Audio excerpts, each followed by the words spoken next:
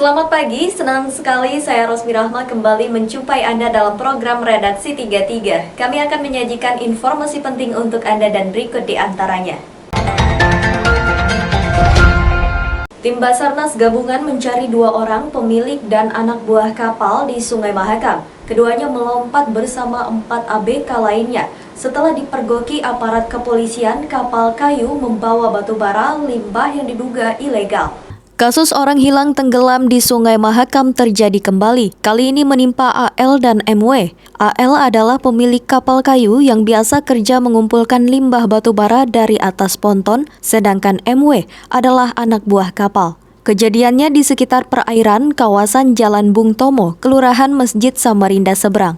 Saat kapal kayu AL berada di samping ponton untuk mengambil limbah batu bara, datang kapal motor polisi mendekati untuk memeriksa dokumen kapal dan muatannya. Sempat terjadi cekcok antara pemilik kapal dengan petugas, yang berbuntut melompatnya AL bersama 5 kru ABK ke Sungai Mahakam.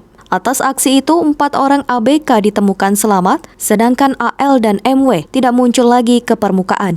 Salah seorang ABK yang selamat mengatakan sempat melihat AL membawa jerigen saat melompat ke Sungai Mahakam. Jerigen itu untuk digunakan menjadi pelampung karena AL diketahui tidak bisa berenang. Atas kejadian yang berlangsung pada Rabu 10 Februari itu, tim SAR langsung mengerahkan personel dan peralatan mencari korban. Namun sampai Kamis belum juga ditemukan.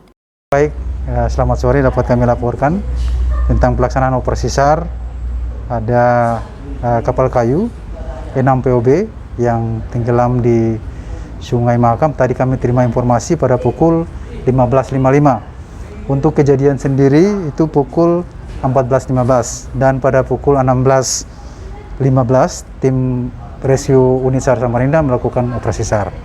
Baik Pak, untuk yang korban selamatnya sudah diselamatkan Pak ya? 4 orang Pak ya? Iya, 4 orang sudah dinyatakan selamat, diselamatkan oleh masyarakat yang ada di sekitar situ. Yang 2-nya dalam pencarian Pak ya? Yang 2 tadi sudah pencarian dilakukan oleh Polair Samarinda, dan sementara ini sudah bersama-sama dengan tim rescue dari unit SAR Samarinda. Operasi kapal kayu mengambil batu bara dari kapal ponton ini sudah berlangsung sejak lama di Sungai Mahakam. Para pemilik kapal menyebut operasi mereka hanyalah mengumpulkan limbah batu bara dari ponton pengangkut batu bara. Tim Kaltim TV melaporkan.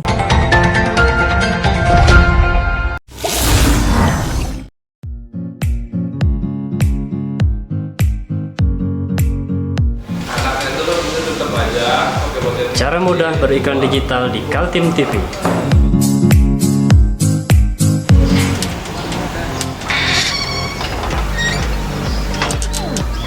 Yang pertama, jadilah sahabat Kaltim TV.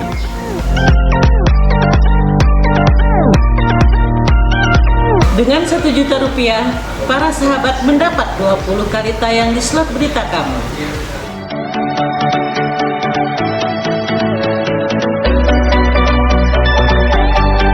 Dengan 20 detik, dapat menjangkau 20.000 penonton. Anda beruntung karena mendapat kesempatan perdana dari kami. Ayo jadilah sahabat Kaltim TV.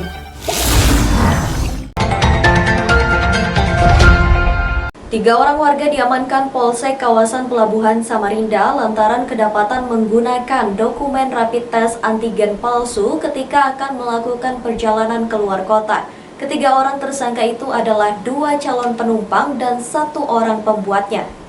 Merasa kesulitan mendapatkan surat tes antigen bebas dari virus corona, 2 orang pemuda yang hendak berangkat ke Parepare, Sulawesi Selatan menempuh jalan pintas. Keduanya membeli surat tes antigen palsu dari seseorang, namun apes ditemukan petugas Polsek kawasan Pelabuhan Samarinda. Ketiga tersangka itu adalah J dan L selaku pemesan surat antigen palsu tersebut kepada A. Keduanya sudah memesan sejak 30 Januari 2021 karena akan melakukan perjalanan menumpang kapal laut menuju Parepare, Sulawesi Selatan pada 7 Februari 2021 lalu. Untuk selembar surat palsu tes antigen dibayar Rp150.000.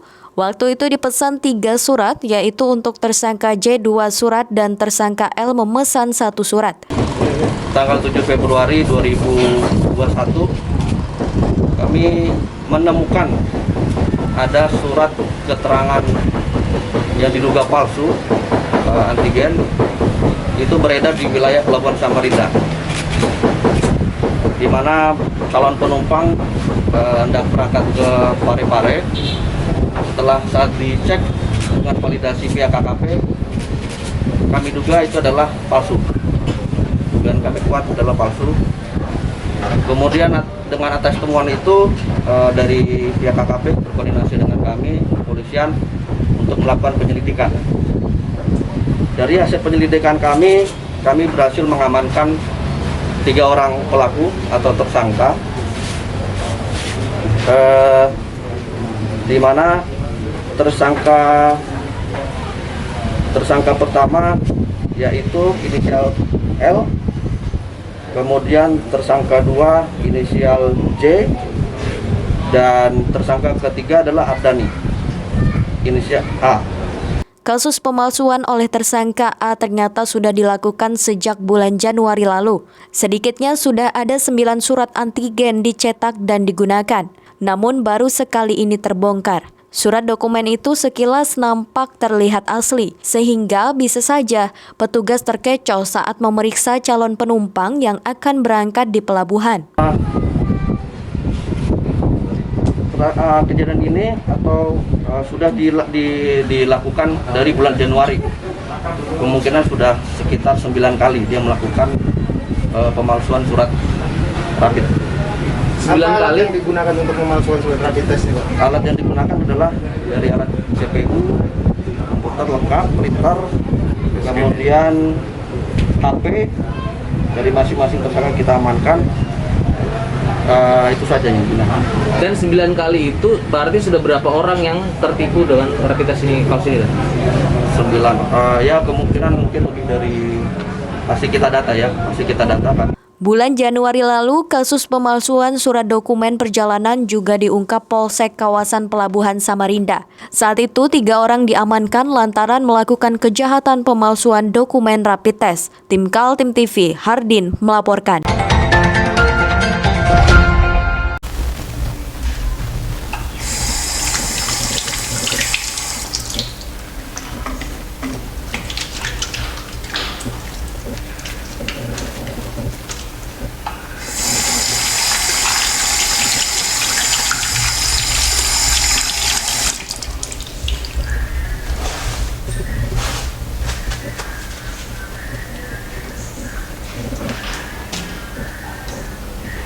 Meskipun di rumah saja, kita tetap selalu menjaga kesehatan, cuci tangan, menggunakan hand sanitizer.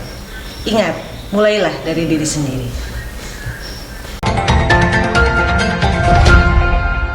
Kabupaten Kutai Kartanegara punya tugu Katulistiwa, yaitu di Desa Santan Ulu yang masuk administrasi Kecamatan Marangkayu, Kabupaten Kutai Kartanegara. Tugu ini tetap menarik perhatian para pendatang yang melintas, namun sayangnya belum ada upaya pengembangan agar menjadi wisata edukasi.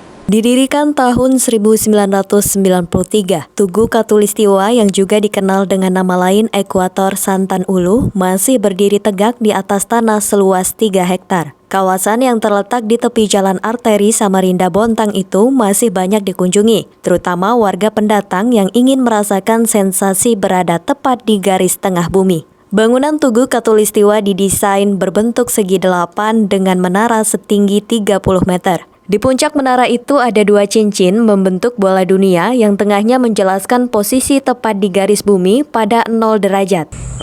Potensi sekali untuk persinggahan dari Samarinda ke Bontang maupun ke Sangatta atau Kutim. Itu satu-satunya wisata di Tugu Katulistiwa ini, di Jalan Poros ini, Pak. Ya, harapan kami itu dari pihak Dinas Pariwisata Kabupaten maupun provinsi, harapan kami bisa melihat keadaan di Tugu Ekuator ini. Kondisi yang kurang terawat menggerakkan perangkat desa bersama dengan warga berusaha membersihkan dengan cara bergotong royong. Lokasi itu juga dimanfaatkan untuk kegiatan musyawarah pembangunan tingkat kecamatan. Menurut Heri Budianto, sebenarnya banyak yang bisa dieksplorasi agar kawasan itu menjadi menarik didatangi wisatawan, salah satunya merayakan Hari Tanpa Bayangan yang secara alami terjadi 2 kali dalam 1 tahun. Kami sih sudah semenjak tahun 2012 kurang lebihnya kita lakukan kegiatan Hari Tanpa Bayangan. Dulu dihadiri oleh Ibu Bupati, Ibu Rita, terima kasih kepada beliau, dan juga Danrem Kaltim, dan juga Wakil Wali Kota Bontang pada tahun itu, dan juga oleh Bapak Kapolres Pak Nyoman waktu itu, dan di sini, dan Dim Pak Jaka pada saat itu antusias sekali untuk menggerakkan kegiatan pariwisata di Tugu Katulistiwa ini. Semoga kedepannya lebih baik. Keluasan Tanpa Bayangan itu bulan berapa, Pak? 1 tahun itu ada 2 bulan 3 sama bulan 9 kalau enggak. Tugu Katulistiwa berpotensi menjadi kawasan wisata edukasi astronomi atau tentang ilmu bumi dan antariksa. Pemkab Kutai Kartanegara pernah membangun planetarium, namun sayangnya lokasinya di Kota Tenggarong bukan berdampingan dengan Tugu Katulistiwa di Desa Santan Ulu itu. Tim Kaltim TV, Hardin melaporkan.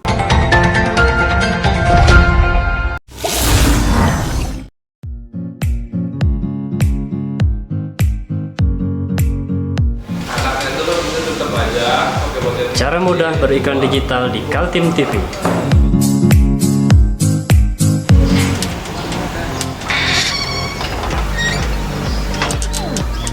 Yang pertama, jadilah sahabat Kaltim TV.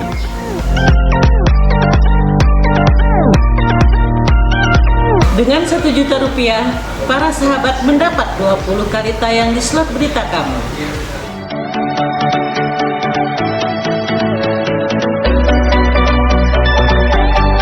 Dengan 20 detik dapat menjangkau 20.000 penonton.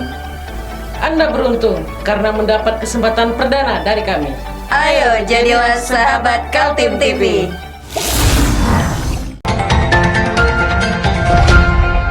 Kita beralih ke informasi selanjutnya. Kebijakan Gubernur Kaltim Isra Nur selama 2 hari di rumah saja atau yang diistilahkan dengan Kaltim Silent didukung warga Bontang. Di kota tersebut, Dinas Perhubungan menjaga ketat akses masuk, mencegah penularan virus yang sudah semakin mengkhawatirkan. Walau hanya 2 hari, yaitu Sabtu dan Minggu, kebijakan Gubernur Kaltim Isra Nur agar warga di rumah saja mendapat dukungan warga. Terbukti muncul kesadaran warga di Kota Samarinda dan Balikpapan, termasuk juga di Bontang. Pada 2 hari itu, akses masuk ke Bontang ditutup. Jalan raya juga tidak seramai hari-hari biasanya. Nampak warga semakin menyadari ancaman virus corona sudah dekat dengan lingkungan mereka, sehingga memilih berada di rumah saja. Laporan dari seluruh anggota pada prinsipnya masyarakat mendukung ya, dan ada hanya beberapa kendaraan kedaruratan yang dikecualikan. Dalam hal ini kita juga seluruh anggota bisa memahami, dan kami mengucapkan terima kasih kepada seluruh masyarakat yang ikut serta dengan kesadarannya mendukung seluruh petugas yang ada di jajaran lapangan. Kasus aktif virus corona di Kota Bontang per tanggal 7 Februari 2021 ada sebanyak 1.315 pasien. Jumlah tersebut membuat peringkat Bontang berada di posisi ketiga tertinggi se-Kalimantan Timur dalam hal kasus aktif. Urutan pertama Kutai Kartanegara dan kedua Balikpapan. Sementara secara kumulatif, sejak bulan April 2020 silam ada 4.046 warga dirawat karena terinfeksi virus corona. Sebanyak 2.662 sembuh dan pasien positif yang meninggal dunia ada 69 orang. Jalan ini pada prinsipnya kami petugas gabungan siap mendukung instruksi gubernur, selanjutnya instruksi dari Dinas Perhubungan Provinsi Kalimantan Timur, dan tentunya mendukung perintah langsung dari satuan tugas sebagaimana surat edaran yang sudah ada ya. Kami tidak lanjutin bahwa Dinas Perhubungan selaku koordinator didukung dengan TNI, Polri, Satpol dan BPBD untuk melaksanakan kegiatan penyekatan dan pembatasan ruas akses jalan untuk mendukung program Kaltim Silent. Tim Kaltim TV, Hardin melaporkan.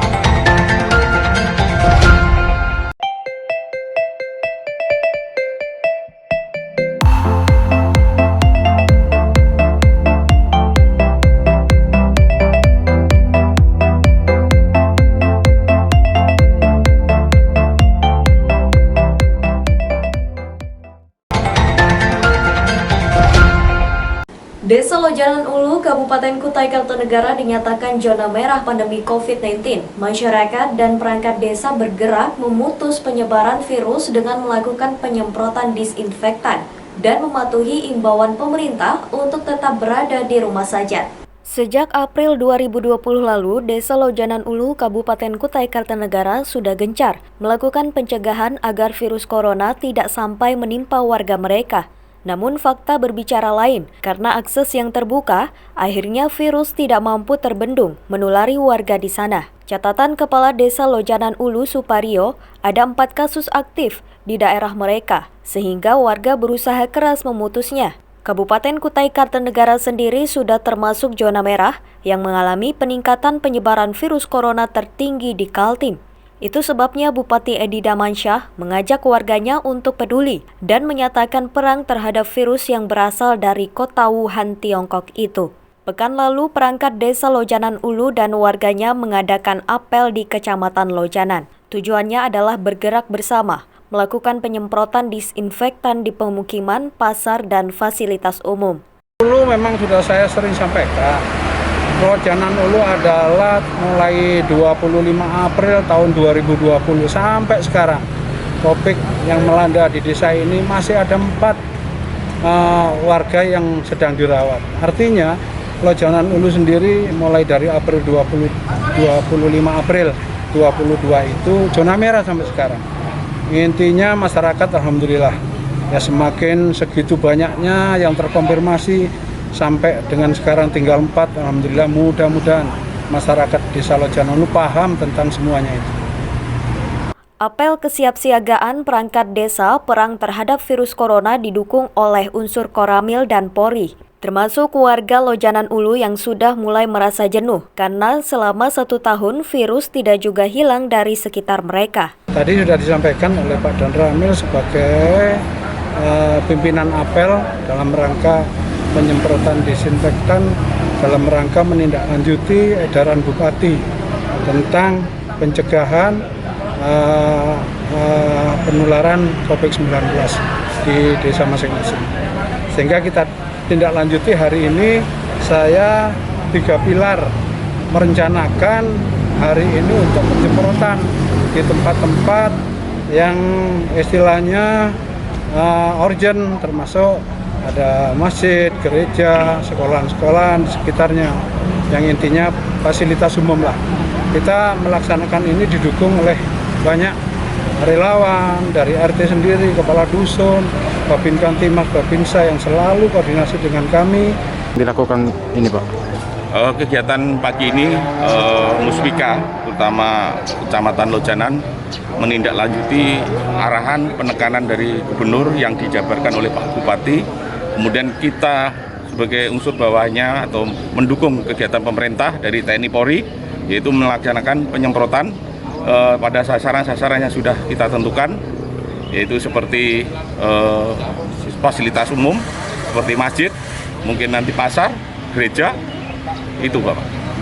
Data terakhir di Kabupaten Kutai Kartanegara 7 Februari menyebutkan terdapat 2.238 kasus aktif di daerah tersebut. Sementara secara kumulatif, warga yang pernah terpapar virus ada 7.905 orang dan yang sembuh 5.531 orang. Sementara pasien positif meninggal dunia ada 136 orang.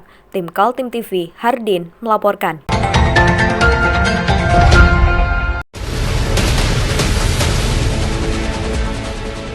Mari kita memerangi virus corona dengan mematuhi imbauan pemerintah. Stay at home.